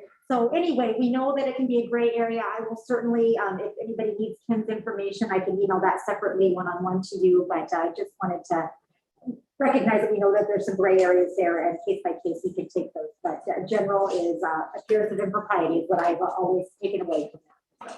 One final thing on that, Bill. Murphy, in the conversation that Kira and I were with him last week, he did want to also say that once we are no longer members of the library board, should we go and be part of the Friends of the Library, there may be issues where we would have to recuse ourselves because of the roles that we had on the library board, just to keep that in mind as we proceed with our work with the library. So I was supposed to mention that, so I did. Okay. Who said? I Pardon didn't me? hear who said that. I'm Who sorry, said this that? is Sheila Raymond. Sheila, this is Sam Campana. I'm sorry, Sam. Bill Murphy told me. Bill Murphy. You know, I'm Go ahead. you know, it's a far cry from asking somebody who does business with the city for money for the library to asking friends to come to a library fundraiser. You know, that just couldn't be on further ends of the arc. And specifically, when I applied to be on the library board, the number one reason I said that I wanted to be on the board was that I am a fundraiser and that I thought I could be helpful in that area. And I have been active on Friends of the Library, thinking that I'm doing the right thing, knowing I shouldn't be soliciting people who do business with the city. I'm just so surprised that Bill would even say that even after you're on the board. I mean, if I had to choose between where I could make the biggest impact, sitting on the library board or being Friends of the Library, if I were forced to choose, I would say I would have more of an impact being on Friends of the Library. And now what you just said is that I might even be precluded from being on Friends of the Library, having served as a library board member. That's not what he said. That's not, I'm going to stop you just for real quick. That's not what he said. He said that it's something we need to consider when we are no longer on the library board. He was very specific about it. But Sam, and I'll let you continue, but this to me is a situation where Kim Campbell's made herself available. So I think you could ask her specifically one-on-one, because you can make an impact in both arenas. We just have to know how you can do it without stepping over the line. That's all. Okay. All right. Thank you. Yeah, because we want you on the library board. You definitely can make an impact here. So I just want to make sure you do that. So thank you. Well, I appreciate that. I'm surprised at the limitations here. This is Janet Smigelski. Since I've attended the Friends meeting, there are a number of directors of the Friends that have been prior board members. Right. It's just knowing where the line is, that's all. So, anything else? Thank you very much. Thank you, Kim, for coming in with us. I appreciate it. The next item on the agenda is the director's report. Kira Peters, Library Director, Community Service Administrator, will provide the library board with the summary of current events in the library. This is information only. The board cannot discuss or vote on items not on the agenda, including items brought up as the director's report. If discussion or action by the board is required, the item should be placed on an upcoming meeting agenda to be consistent with the Arizona open meeting law. And with that, Kira, All right, thank you very much. And I will go through this. I know you've all have seen a copy of it, so I'm going to go Yes. quick through that. But I did want to, there's a few important items here that we don't have time to jump into, but Melissa Orr is going to be sending out some information to both the Friends and the Library Board about the Parada del Sol. So more information will be forthcoming. Also, most recently, but I thought this was very important to put in director's report, that there is COVID vaccination and testing happening at Granite Reef Senior Center and Mustang Library. That was something that just happened within the past 2 weeks. So there's information on that. Granite Reef Senior Center has that service offered through Vincier from 9 a.m. to 3:45 on Tuesdays and Fridays. And Mustang Library is going to serve as a host site on Wednesdays from 9 a.m. to 3:45. So it has been a high influx, as you can imagine, with the Omicron variant going through the community. But nice to know that the public library is providing a location for our community to get vaccinated and tested. Vincier is the organization doing that, so they may need to modify based on need. I think right now we've got information that it's everybody coming for a test, not necessarily for vaccination. So I just wanted to make sure everybody knew that. And sadly, I have to report that we got an update today from the city manager that Scottsdale COVID cases per 100,000 residents has increased by 224.1% over the 2 weeks prior. So this is definitely, I know the city of Scottsdale has really encouraged employees to pay extra caution to safety protocols, mask wearing, careful with public, having meetings, keeping those more virtual. So those were just some highlights that I wanted to mention that I didn't have a chance to include in this report. With that, I will move on to the screen here. Library opening. So January 10th, the library system opened up, fully operational at all 4 branches.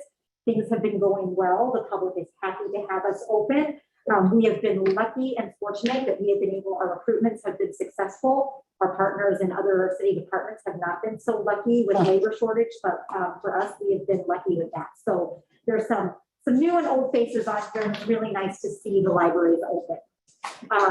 I believe that Chair Smigelski or Board Member Smigelski referenced this earlier. I provided a report to the Friends of the Library on what our priorities as a library system are for their fundraising efforts in priority order, and everybody got to see what those items were. So just so you know, we were talking about funding earlier, and the Friends are so gracious and very driven and very active right now that we're very pleased with that. This is again the library system opening up. Everybody can mention that one. So we did a big push on social media. Next slide is the library community survey that I referenced earlier. This is going to be coming out in February. It's very similar for those board members who were here 3 years ago when we were doing the strategic plan survey. Is very similar to that, but really thinking about what Frida Hartman mentioned, there is a section on there on pandemic topics. So we will be getting information out on the community survey to all of our board members, because we know that you will do your best to get that out to the community as well. Next slide. Are you guys, am I going too quickly? No, you're fine. I was gonna say, I'm sorry, Fred, I can be a fast talker. No, it was not unrelated. Never It's mind. unrelated. It was an aside. Never mind. The next slide is safety, volunteers, and library security. First of all, I know that we wanted safety to be a constant topic with the library board, and I'm here to report. I talked with Mandy Carrico before this meeting. Right now, safety incidents at the library is still low, so we're really not seeing any major incidents in terms of safety or staff feeling unsafe.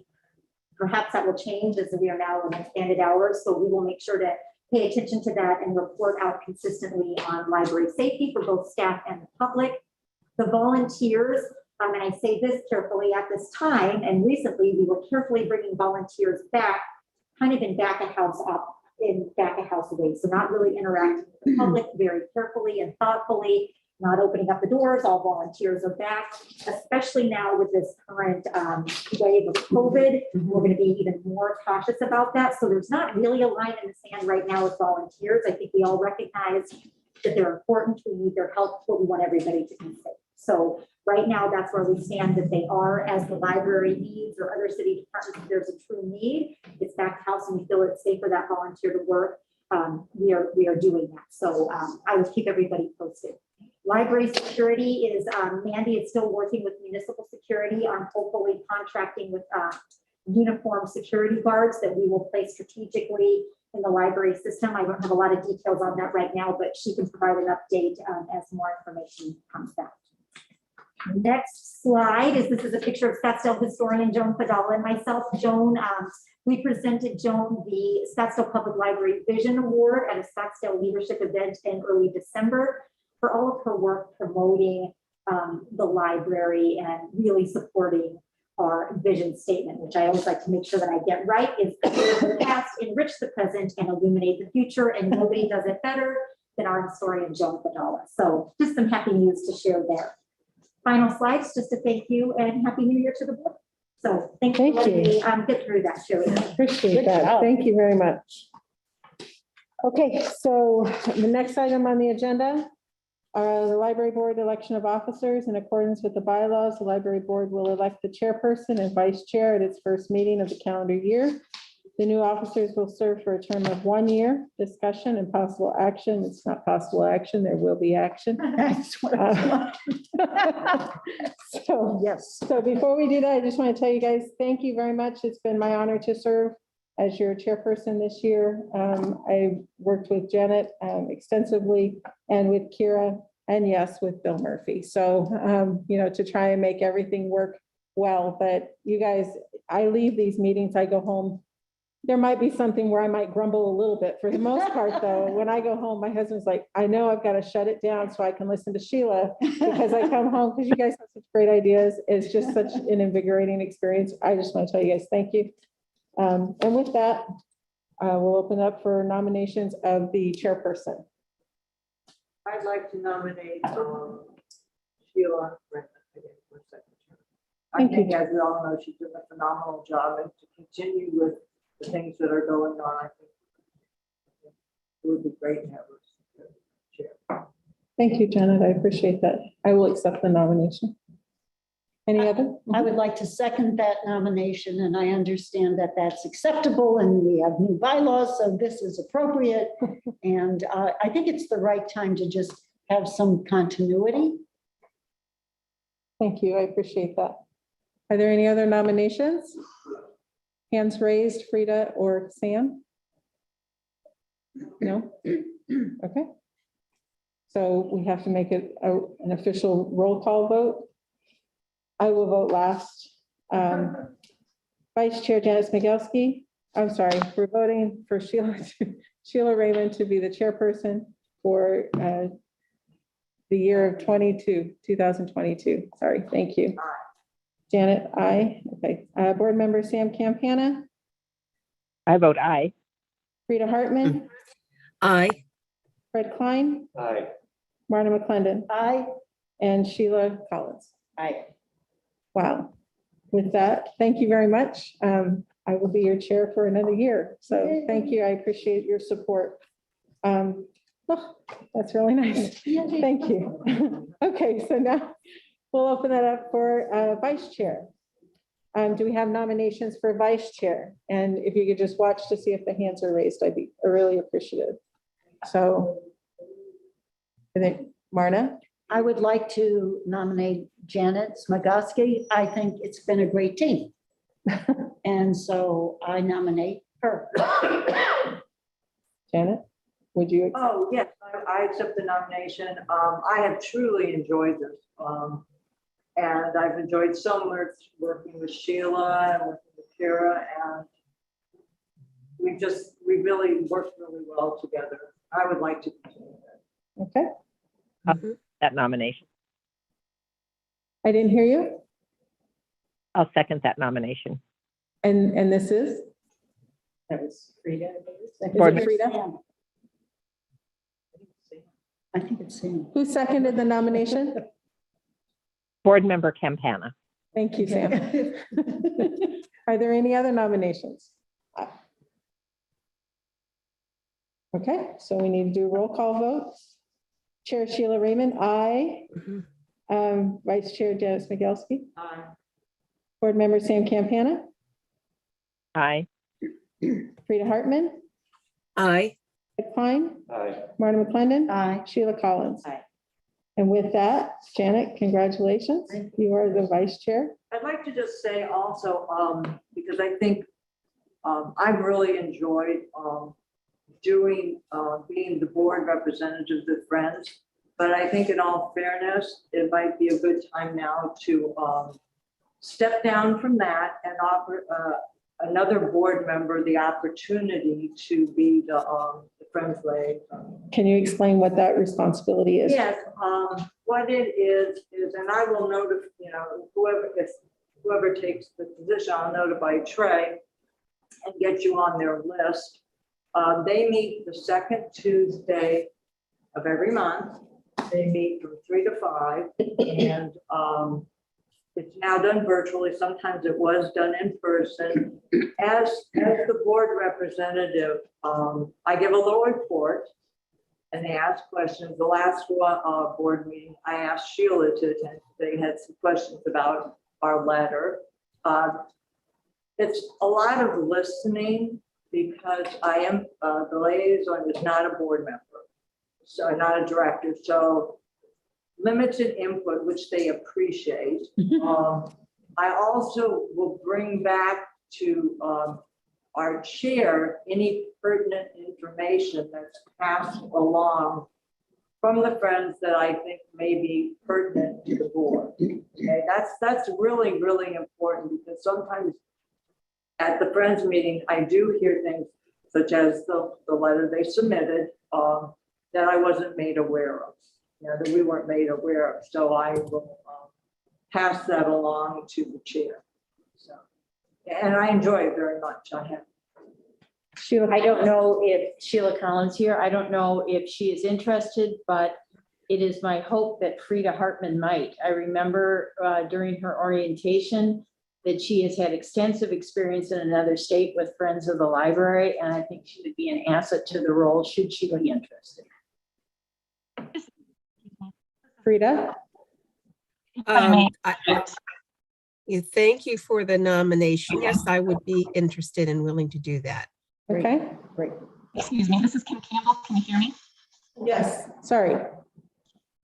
I think we maybe gotten a little off topic, or maybe I'm not understanding the role of the vice chairperson, but maybe that includes the Friends liaison, but if not, I think we might be a little bit off topic on the agenda. Put it at a future agenda item, probably would be the best thing to talk about it. Or I could do it like I could table it to the Friends report. The other, well, yeah, the other point that we want to do is the assignments of the board members to libraries. So maybe it's time to, get to know another library branch instead of just staying at the one. We can discuss that, and that could be a future agenda item, but we could put both of them together next month. Sorry. Thank you, Kim Campbell. We'll make that a future agenda item. I took note of that. Thank you. Okay. Next item on the agenda, identification of future agenda items. And that would be where we would put the Friends of the Library, also the library branch assignments with the board members. Okay. Which was a good suggestion made by a fellow board member. I'm not positive, I think it was Frida that recommended that we make just to know the other branches better. So anyway, it's just a thought. Yes. Yeah. So, okay. So we'll discuss that though at a future agenda. So Friends and liaison for the board. Okay. Anything else? Future agenda items? Fred? Sorry, Fred. Yeah, thank you. I'd like to hear a report on the reopening. Okay. Particularly in the, I'm interested in the percentage of positions that will have been filled by the next meeting. Yeah, it's very exciting. Okay. That's good. Anything else? I think we should also always, right now, have just an update on the budget process, anything relevant. A good idea. Yeah. Budget process. And have we looked at our standing agenda items to see? I think I saw them in there, but whatever's in there for February. Oh, okay. So we'll look at that list. Yeah. Yeah, there it's got election about, yeah. Oh, no, that's something look at the, different. I'm looking Review that. That's also the annual report. The annual report, yes. Okay, next item, board member reports. We did talk about the Friends and the aspect of all of that. I did go as Janet suggested, and I did attend that meeting. Janet was also there.